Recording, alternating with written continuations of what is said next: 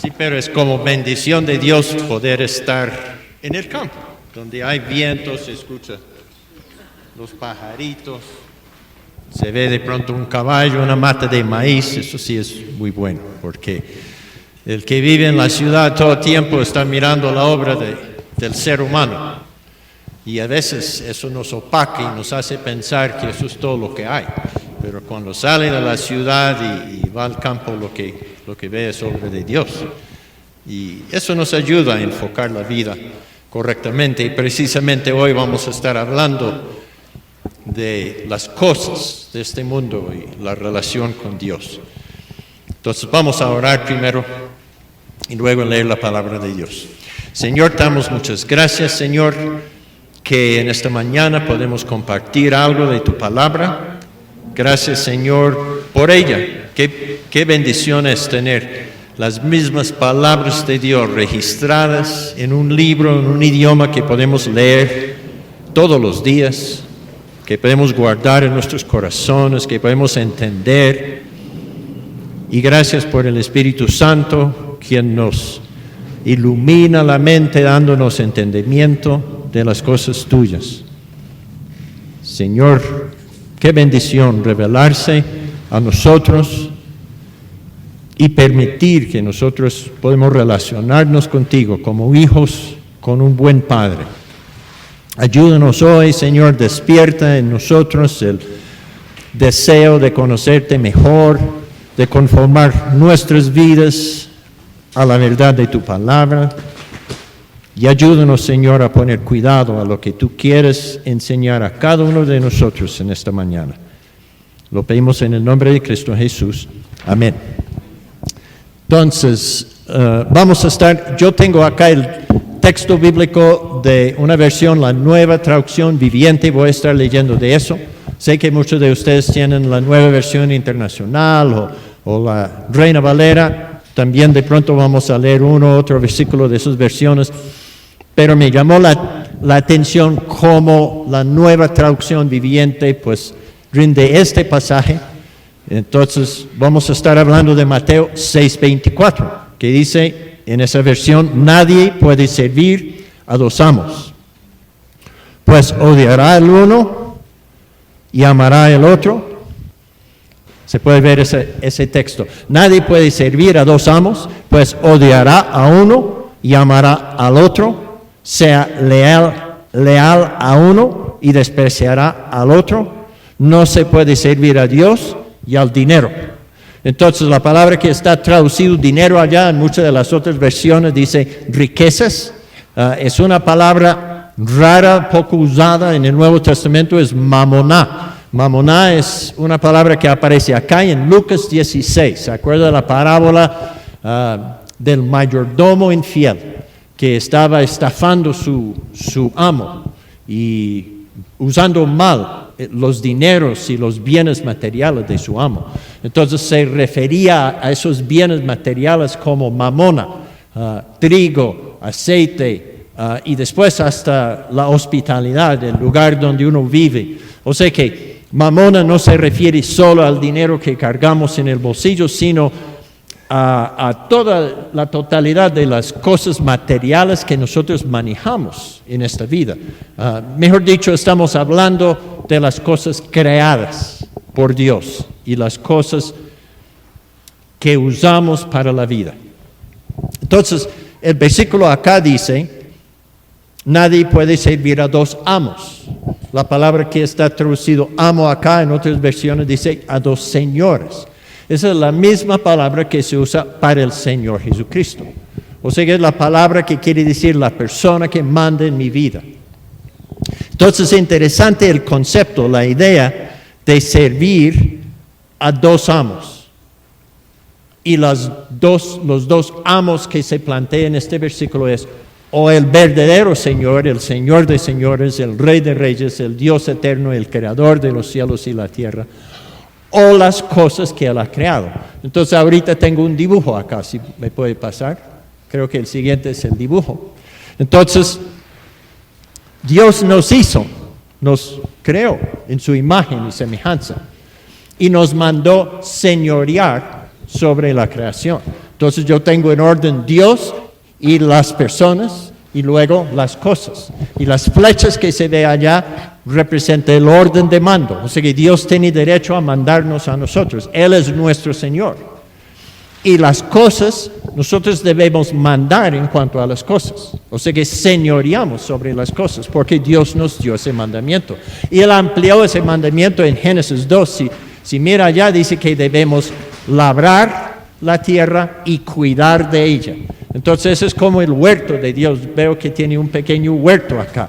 Y algunas personas están encargadas de echar hacedón, de sacar la maleza, echarle agua, de cosechar, de sembrar, de cuidar. Eso es nuestra responsabilidad con las cosas creadas.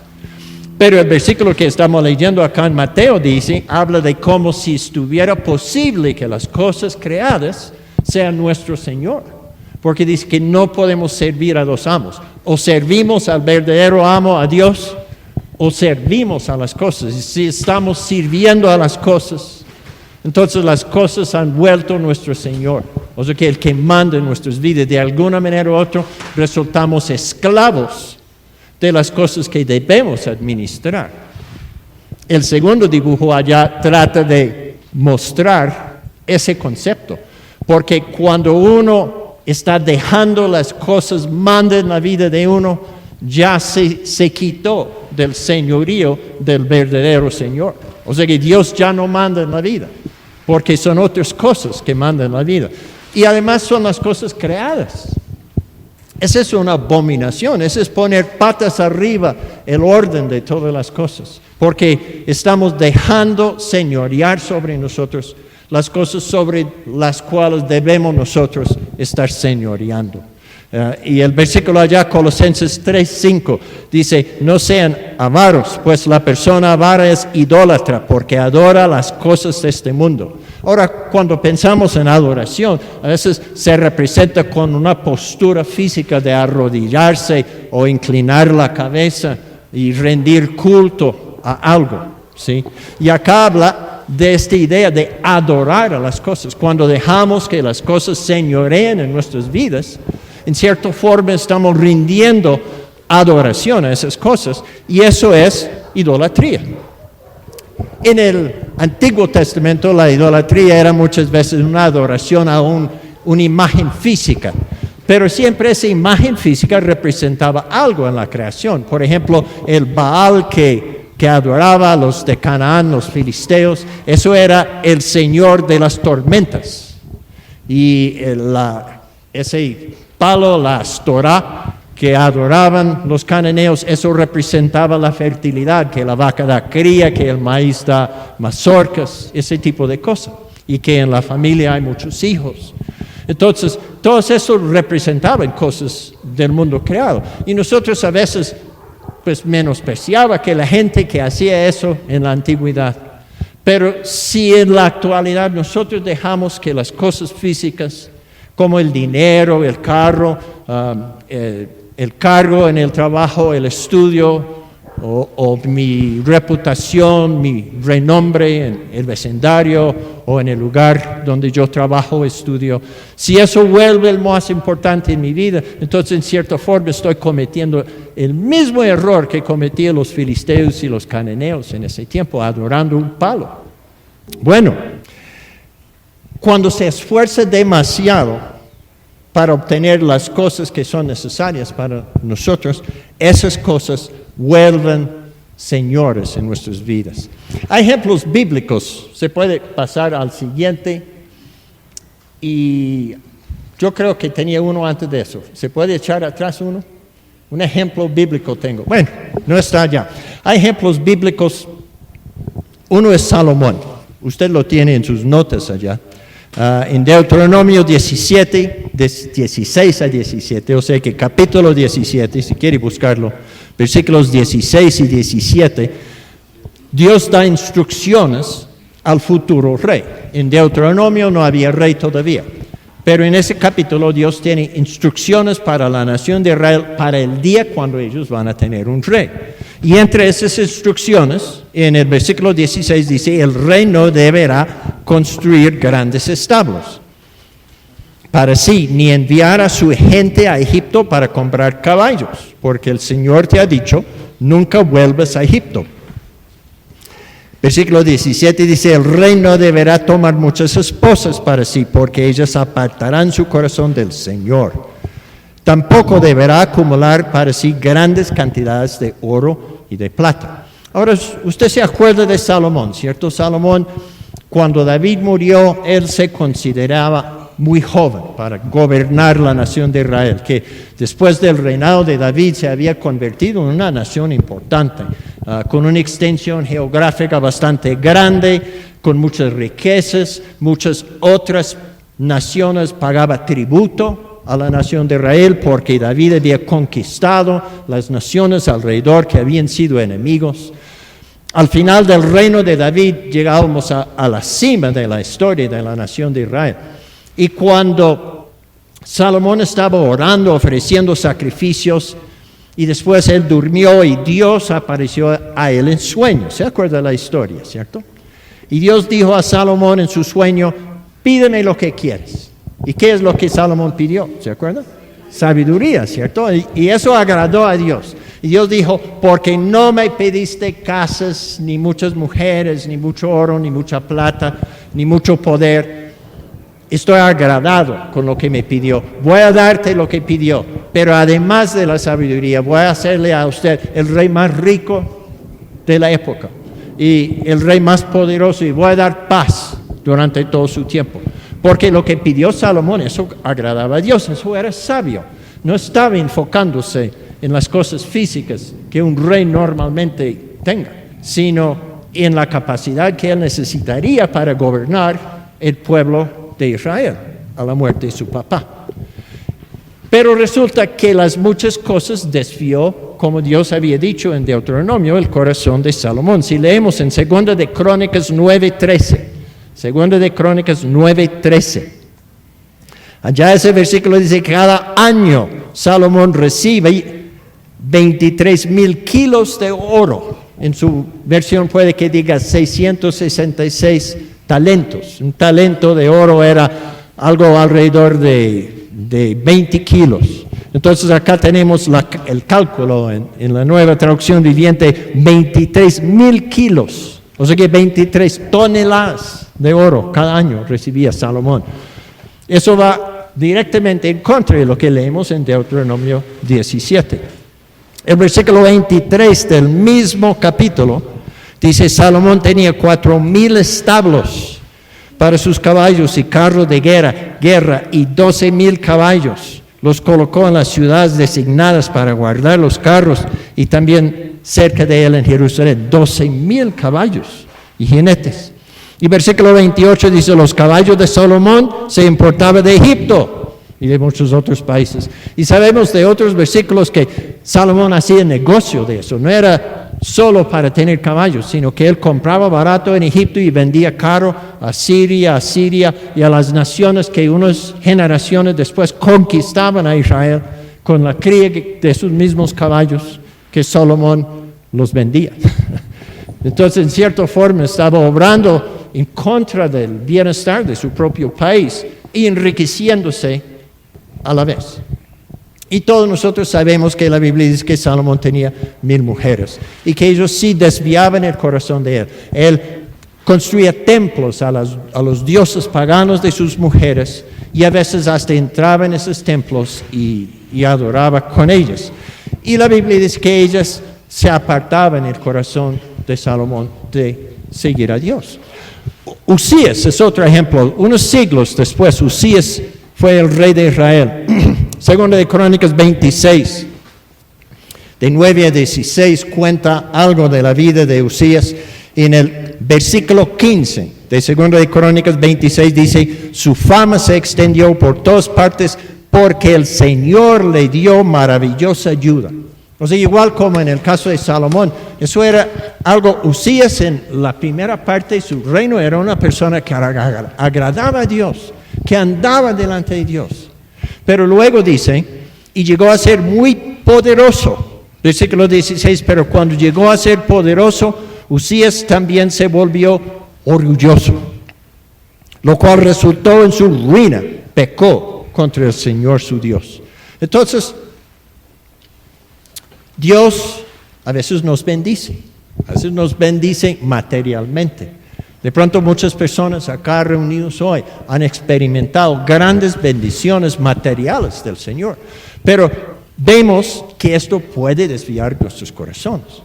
Entonces el Señor Jesucristo en el Sermón del Monte advertía a las personas en contra de este peligro con ese versículo que leímos, que no se puede servir a dos señores. No hay que dejar que las bendiciones que Dios permite a nosotros tener vuelve una trampa en el cual caímos, que vuelve algo que nos hace tropezar y alejarnos de Dios. Y la Biblia nos da muchos consejos acerca de cómo evitar ese peligro en nuestras vidas.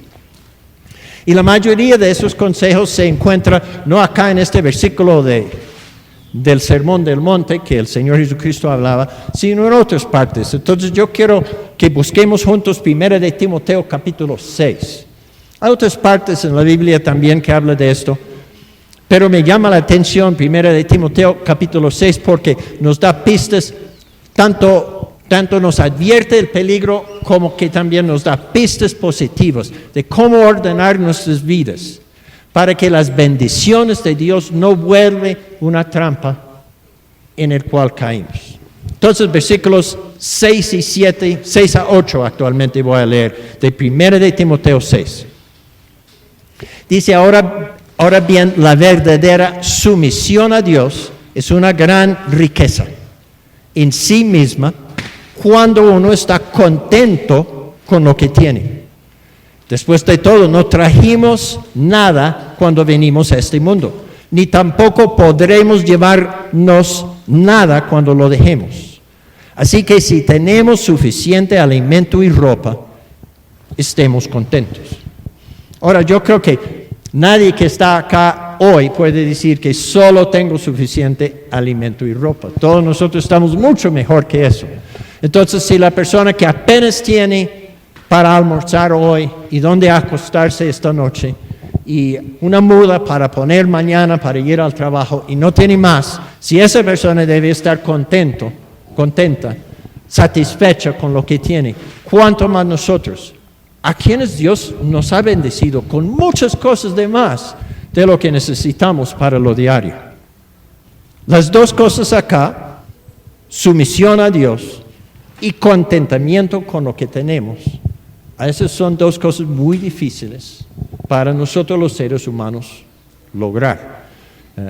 En estos días, en la iglesia donde yo asisto, hay una serie de enseñanzas sobre el libro de Romanos, y la persona que está enseñando está enfatizando la idea de someterse. Y él mismo admite, hermanos, yo tengo que decir, esa es una cosa difícil para mí, someterme es difícil para mí. Y yo creo que eso es común para todos nosotros. Cuando nos pide someternos a otra persona, empezamos a esa independencia, ese deseo de tener lo suyo, lo mío, que las cosas se hacen como yo quiero, eso surge en todos nosotros. Pero acá dice que unas dos claves a evitar que las riquezas vuelvan un tropezadero en la vida es, uno, someterse a Dios, porque la palabra de Dios nos orienta cómo usar las riquezas, las cosas materiales. Y el otro es ese contentamiento con lo que tengo. Porque vamos a ver más adelante que cuando uno está descontento con lo que tenga, ¿qué es lo que uno hace? Por lo general, ¿qué hace usted? Si no le gusta lo que está en la nevera para preparar para la comida, ¿qué hace? ¿Se queja de pronto? Sí, puede que salga a un restaurante o vaya a la Olímpica a ver qué consigue, qué es más rico para preparar, ¿sí? O sea que la tendencia nuestra, si no estamos contentos con lo que hay, se va a otro lugar. Procura conseguir otra cosa que es de más agrado para uno. Y eso, si vuelve como vicioso, eso se llama ambición o avaricia. ¿Sí? Que uno ya no puede estar contento con el carro que tengo, o el barrio donde vivo, o el trabajo que tengo, o el nivel de estudio que tengo, y uno busca de más, cuando de pronto no es necesario o no es aconsejable. Y esas cosas vuelven lo que mandan la vida. Ahora, no estoy diciendo que está malo querer estudiar o que está malo querer un ascenso en el trabajo. Todas esas cosas son buenas, pero que esas cosas no vuelvan una obsesión, no vuelvan a algo que nos manda en la vida.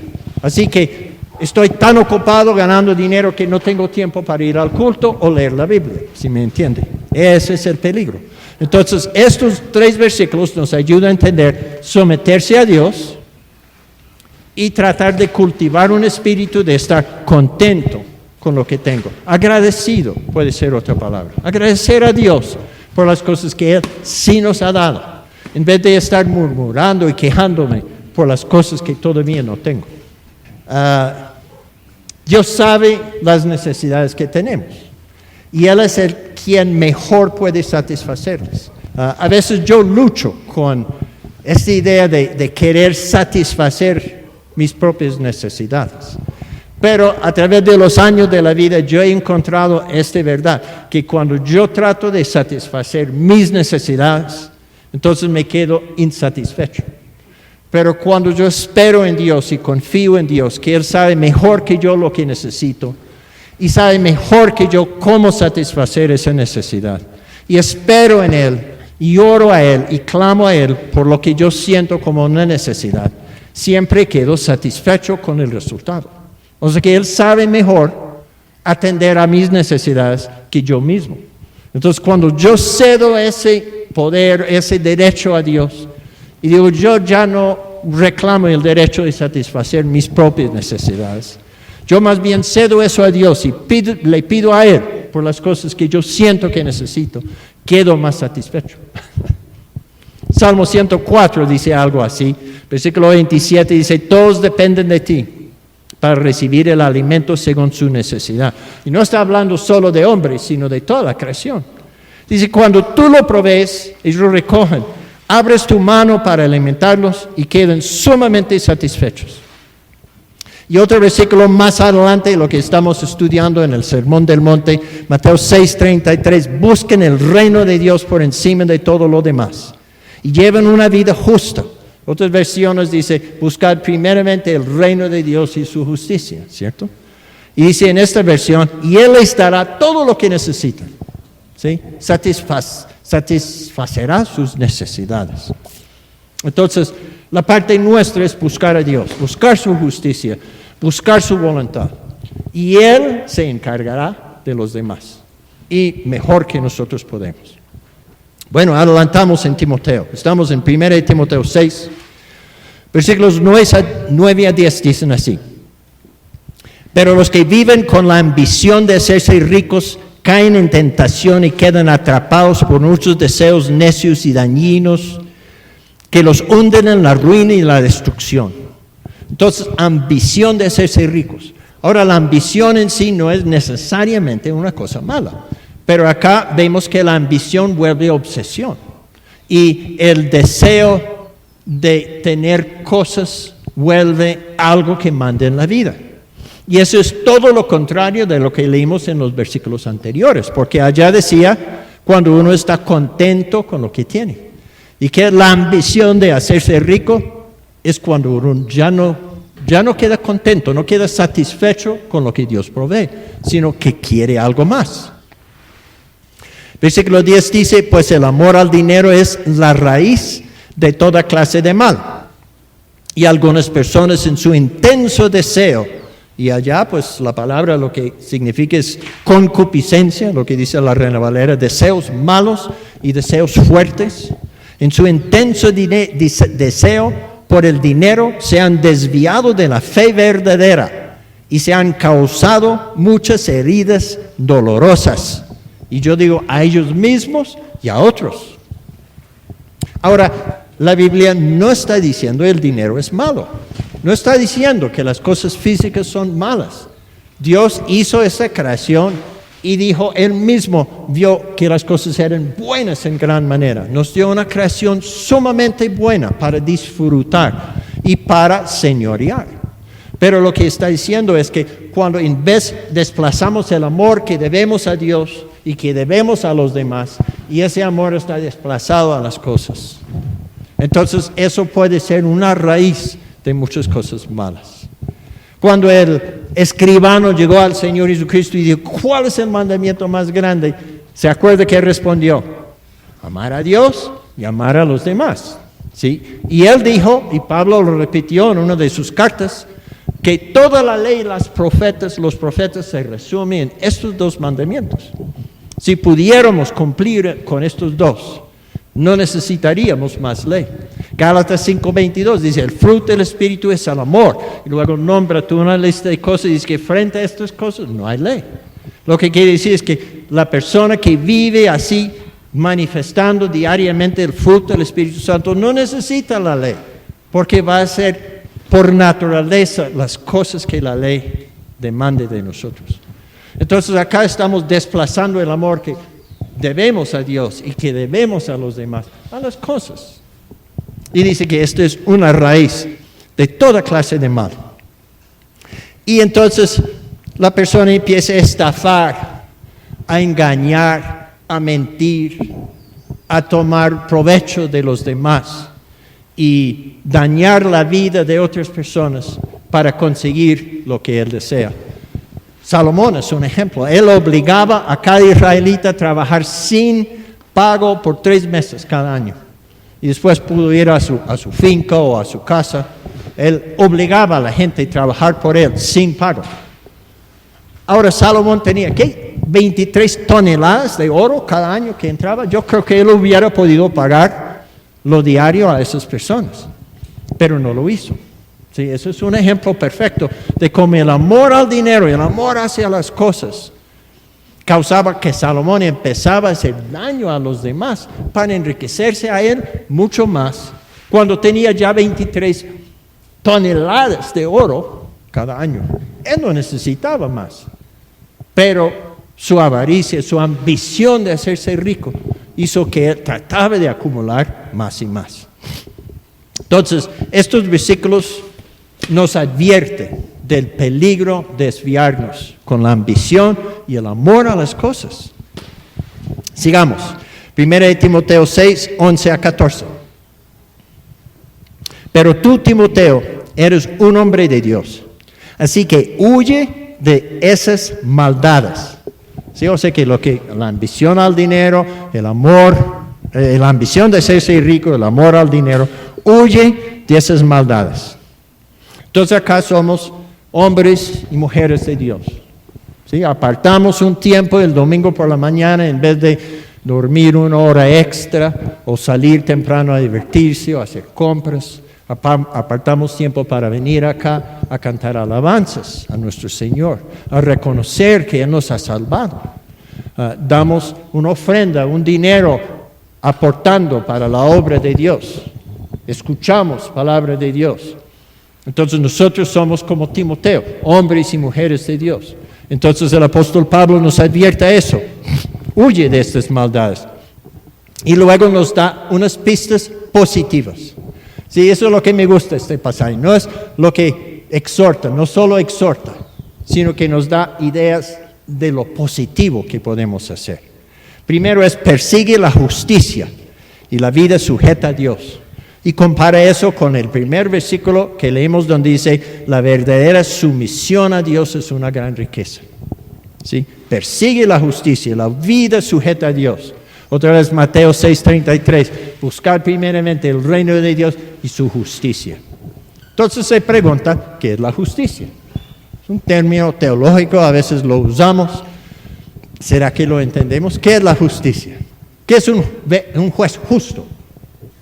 Hace lo correcto, ¿cierto?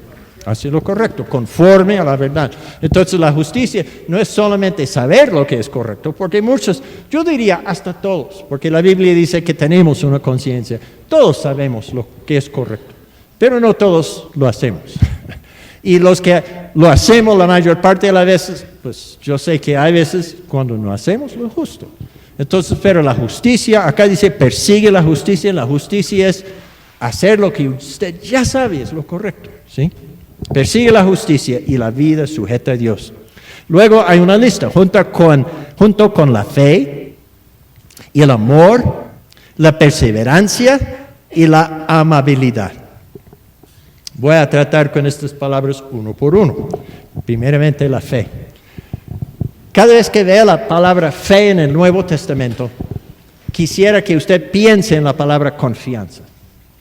Porque es mucha gente que dice, yo sí creo en Dios, tengo fe. O yo creo en Jesucristo y hasta que cree que Él murió en la cruz por los pecados y resucitó, cree en estas cosas. Santiago dice que los demonios también creen y tiemblan, pero no son salvos y no agradan a Dios con sus acciones. Entonces, la fe en esos pasajes donde dice, por ejemplo, cree en el Señor Jesucristo y serás salvo tú y tu casa, por ejemplo, allá. Eso quiere decir depositar toda su confianza en el Señor Jesucristo y en la obra que Él hizo en la cruz de Calvario. Confía en Él, ¿sí? Entonces acá en Primera de Timoteo sustituimos para la palabra fe una confianza total, cabal en Dios. ¿Quién puede satisfacer mis necesidades? Dios. Él sabe mejor que cualquier otro. Yo puedo confiar en Él. Puede que algunos acá están en apuros económicos en este momento y están pensando, ¿qué voy a hacer? Me van a quitar mis cosas, estoy endeudado, me despidió del trabajo, quién sabe qué. Puede que está pasando por una crisis económica. Puede que otras personas tienen demasiado y no saben cómo invertirlo o cómo cuidarlo. Y están pensando, pues, ¿qué voy a hacer con esto? Podemos confiar en Dios cual sea la situación de nuestra vida. Él nos puede orientar, Él nos puede guiar, Él nos puede proveer oportunidades. Entonces, la fe acá es la confianza total en Él. La segunda cosa en esta lista, junto con la fe, dice el amor. Entonces, ¿qué es el amor? Esa es otra palabra que tenemos que tener cuidado como lo entendemos, porque la cultura nos enseña una cosa que es opuesta a la Biblia en cuanto al amor. Sí, la idea de la cultura del amor es como un buen sentir, algo que me hace sentir bien a mí. Sí, entonces la base de la definición del amor en el mundo que nos rodea es el egoísmo, lo que me hace sentir bien. ¿Sí? Pero ¿qué es el amor bíblico? Les pregunto. ¿Qué dicen ustedes? Es fijarse en el otro, ¿cierto? Fijarse en el otro es más bien una decisión. A veces ni queremos, pero procuramos el bien de la otra persona, aunque me cuesta a mí, aunque a veces puede que me perjudica procurar el bien de la otra persona. Pero es una decisión de considerar al otro como más importante que yo. Entonces, en cuanto al dinero, ¿qué es perseguir el amor? O permitir que el amor fluya en nuestras vidas, en cuanto al dinero y las cosas físicas. Generosidad. Bueno.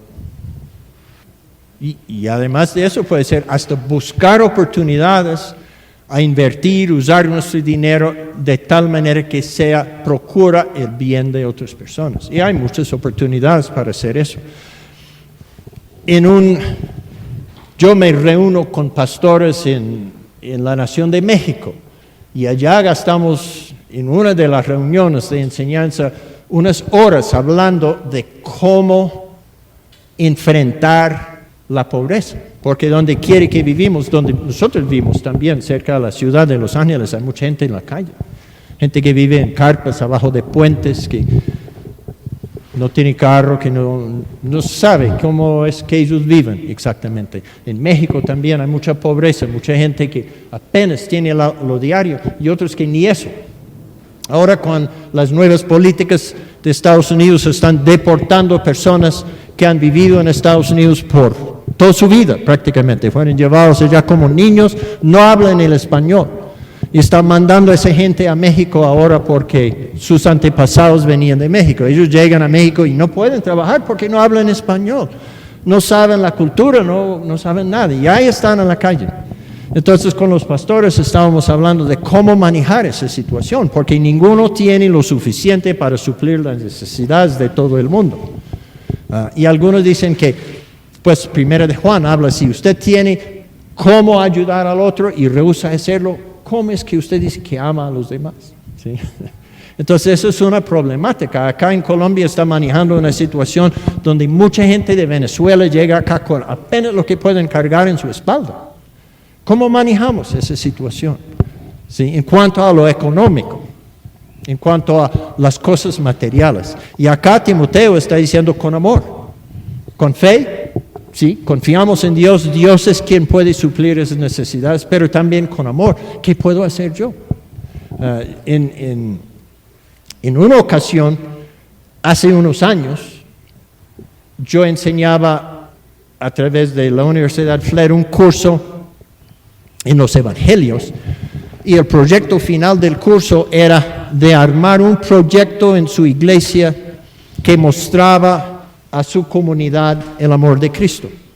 Y una de las iglesias, el proyecto que armaba, en esa época había muchas familias desplazadas por la violencia aquí en Colombia, en toda ciudad, en todo lugar. Y una iglesia armó un programa, era una iglesia donde había profesionales, una iglesia más o menos de pronto de estrato económico medio alto. Ellos armaban un programa de ministerio integral a una sola familia desplazada. Y escogieron la familia y les ayudaba a las personas mayores a capacitarse para poder trabajar en la ciudad.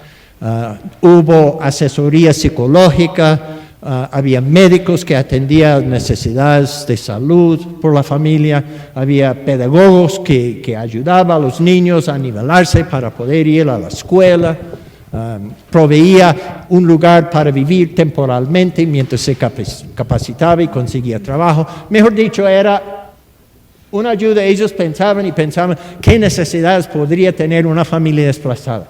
Y X, Y, Z, y miraban la manera dentro de la congregación a suplir la necesidad para una sola familia. Esa familia, claro que llegó al Señor Jesucristo. Estaban tan agradecidos, se formaban, pues, parte de la congregación de esa iglesia, además, y se independizaban y lograban vivir. Creo que era acá en Bogotá, si me acuerdo, ese proyecto.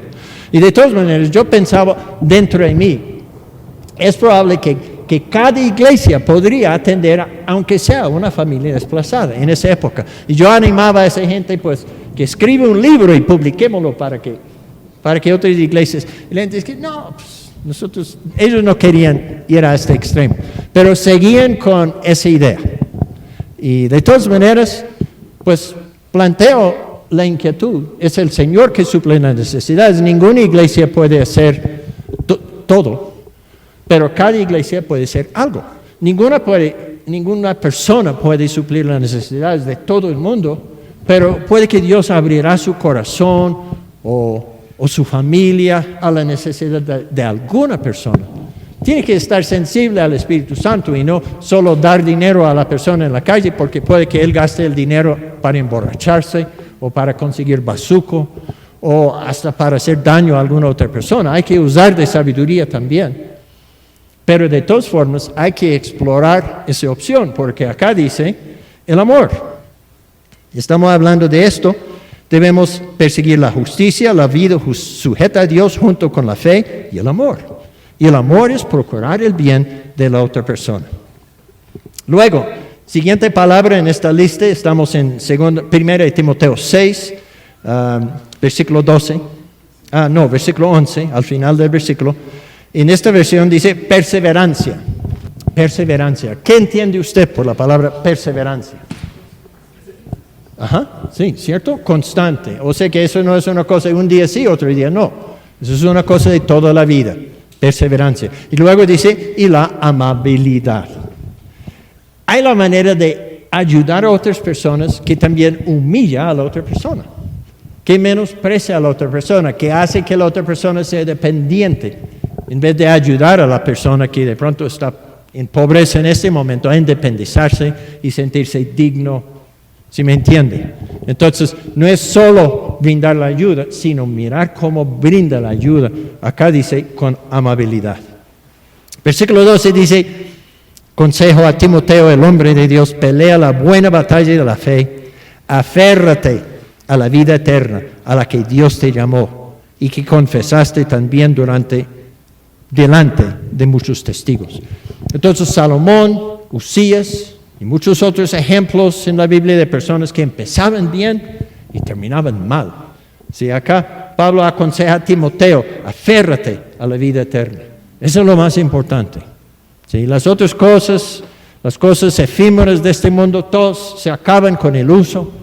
Esas no son las cosas importantes, no son las cosas eternas, sino la vida eterna. No dejemos que las cosas nos aparten de Dios, que nos da vida.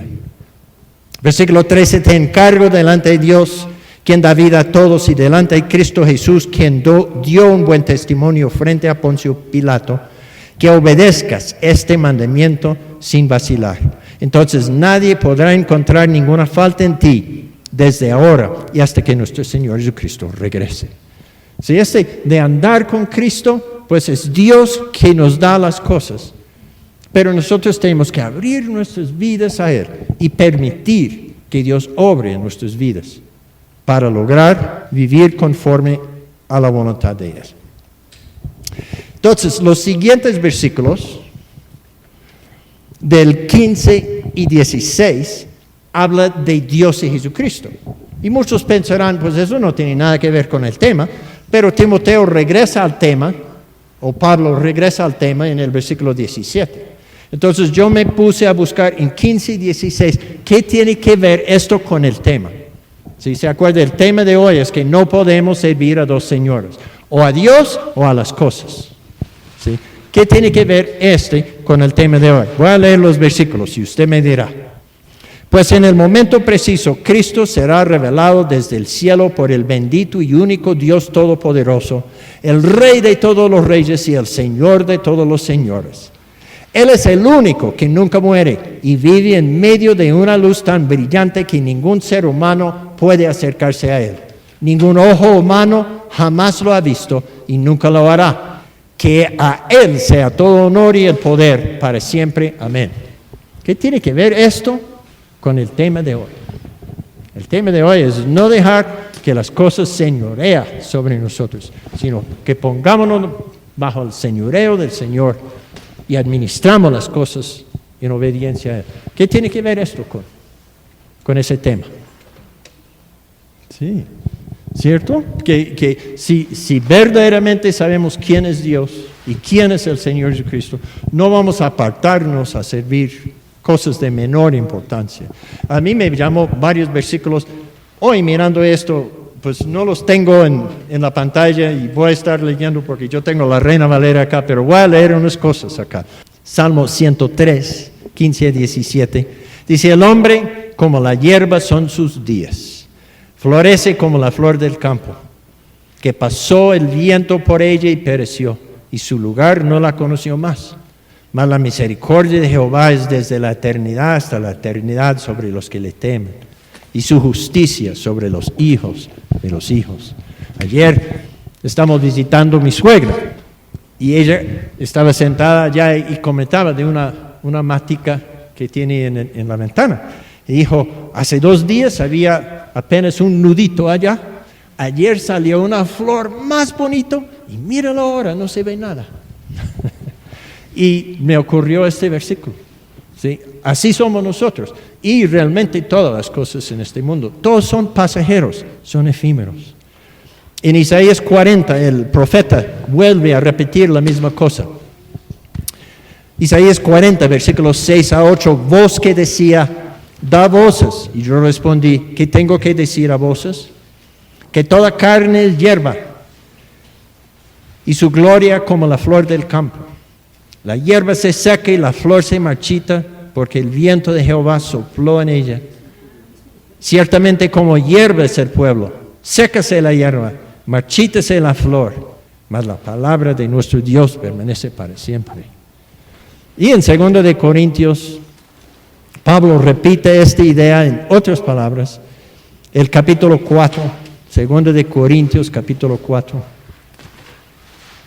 El último versículo 18, Pablo dice, no mirando nosotros las cosas que se ven, sino las que no se ven. Pues las cosas que se ven son temporales, pero las que no se ven son eternas. ¿Y qué leemos acá? Que Dios es una luz inaccesible y nadie jamás lo verá. Sí, con nuestros ojos humanos. Vamos a ver su gloria en el cielo, pero no vamos a verlo como persona, como vamos a ver al Señor Jesucristo. Pero Él es lo eterno, Él es permanente, Él es inmovible, Él está en todo lugar. Y entonces no hay que dejar que las cosas pasajeras de este mundo, que nos parecen tan permanentes, pero en realidad no lo son. No dejemos que esas cosas desplacen nuestro amor, nuestra entrega, al eterno Dios. Entonces, para terminar, vamos a leer los últimos 3 versículos acá en 1 Timoteo 6, los versículos 17 y 19, que da otra vez consejos positivos acerca de cómo evitar que las cosas físicas vuelvan como una trampa que nos desvía de nuestro andar con Cristo. Versículo 17 dice: enséñales a los ricos de este mundo que no sean orgullosos ni que confíen en su dinero, el cual es inestable. En Jeremías 17 dice que maldito el hombre que confía en el hombre. Pero luego 2 versículos más tarde dice que bendito el hombre que confía en Jehová. ¿Sí? Entonces, pues, que no confía en el dinero. Eso hoy puede estar y mañana no. Yo me acuerdo, mi papá hablando, hubo un tiempo en Estados Unidos que allá llamaban la Gran Depresión. Y de un día a otro, gente que tenía negocios y casas y carros quedaban en la ruina. Prácticamente hablando, de un día a otro o de una semana a otra, gente riquísima llegaba y estaban buscando cómo vender manzanas en la esquina porque no tenía cómo sostener sus familias. Y así fue la familia de mi papá. Volvió de una familia de más o menos de clase media a una familia que no tenía nada por unos años. Así es, las riquezas de este mundo son inestables. Mitad de 17, deberían depositar su confianza en Dios. ¿Se acuerda que hablamos de la fe? Confianza en Dios, quien nos da en abundancia todo lo que necesitamos para que lo disfrutemos. Entonces, vuelvo al primer versículo que leímos. De gran valor es el contentamiento con lo que tenemos. Lo que tenemos, eso es lo que le ha placido a Dios darnos.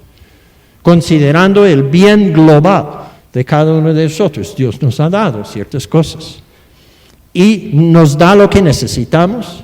Y según este versículo, para que lo disfrutemos.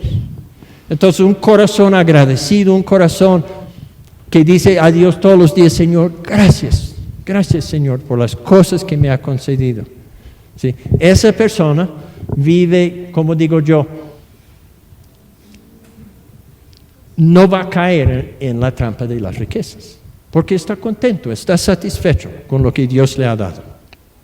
Versículo 18, diles a los ricos de este mundo que usen su dinero para hacer el bien.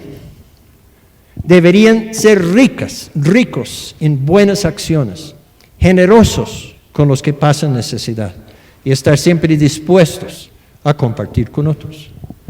¿Sí? De la abundancia que Dios nos ha dado. Y yo digo, no hay persona, no hay creyente que no tiene algo, que no tiene nada para dar. ¿Sí? A todos los creyentes Dios los ha bendecido de alguna manera y tiene algo para dar a los demás. Entonces la mayor felicidad que uno encuentra en esta vida es ser útil, ser bendición en la vida de otras personas, porque Dios nos ha hecho de esa manera. Para algunos puede ser cosas materiales, para otros un don, un talento, una capacidad, o su tiempo de gastar con una persona que se siente sola, que necesita un amigo o una amiga. Sí, eso puede ser el regalo más grande que puede dar. Pero que usan las cosas físicas de este mundo para hacer el bien. Ser rico en buenas acciones, generosos con los que tienen necesidad. Y esto no es solamente necesidad física. Y estar dispuestos a compartir con otros. La palabra compartir allá, la famosa palabra griega koinonia, creo que esa es como la base de esta iglesia, la idea de que hacemos la vida juntos. De alguna manera u otra estamos en esta lucha de seguir al Señor Jesucristo como una comunidad, no como una cantidad de individuos que cada uno independientemente del otro tratando de lograrlo, sino que lo hacemos en koinonia, lo hacemos en comunidad, compartimos la vida los unos con los otros. Y versículo 19, el último, De esa manera, al hacer esto, acumularán su tesoro como un buen fundamento para el futuro, a fin de poder experimentar lo que es la vida verdadera. Sí, Jesucristo dijo en cierto lugar que el ladrón vino para hurtar, para matar, para destruir, pero él dijo, pero yo he venido para que tengan vida y vida en abundancia. Y esa vida verdadera, esa vida abundante, es una vida donde uno anda con el Señor Jesucristo, sensible a la guía del Espíritu Santo, preguntando todos los días, Señor, ¿cómo quiere que yo utilices las cosas que me has dado para administrar? Mi tiempo, las cosas materiales, mis capacidades. Eso es lo que más satisfacción da en la vida, descubrir qué es lo que Dios quiere cada día, cada momento de su vida. Yo sé que a veces el Espíritu me inquieta hacer algo y en el momento no es algo que yo quiero hacer. Sí, puede que estoy ocupado tratando de alistar una enseñanza, una predicación o algo, y la nieta llega con una necesidad, y usted sabe cómo los de 2, 3 años no entienden la palabra espere un momento. Ustedes han notado eso. Ellos no entienden eso, no tienen eso en su vocabulario, su mente no capta ese concepto de que ahorita lo hacemos, pero no, que ahora. Y uno dice que no. Y para uno es una molestia en el momento. Pero si uno deja de hacer las cosas a veces para atender al otro, entonces le da a uno una alegría. Por la mañana, si uno levanta un poquito más temprano y dedique el tiempo a consultar con Dios, a tener comunión con Él, luego el tiempo alcanza para todo en ese día. Pero el día que uno echa esa otra media horita de sueño y sale de la cama pitado para el Transmilenio, lo que fuera, para llegar al trabajo y no alcanza a hacer las cosas necesarias en ese día, llega a la casa cansado y apenas para acostarse y no gastó tiempo con Dios. Sí, era un día agitado, un día donde usted queda insatisfecho con todo. ¿Por qué?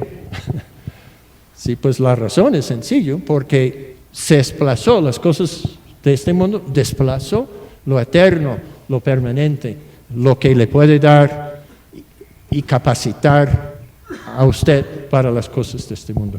Entonces, pues, el consejo de Jesús acá, el consejo del apóstol Pablo en el libro de Timoteo, es eso. Usa las cosas, disfruta las cosas. Son buenas y Dios las creó para que nosotros podamos disfrutarlo.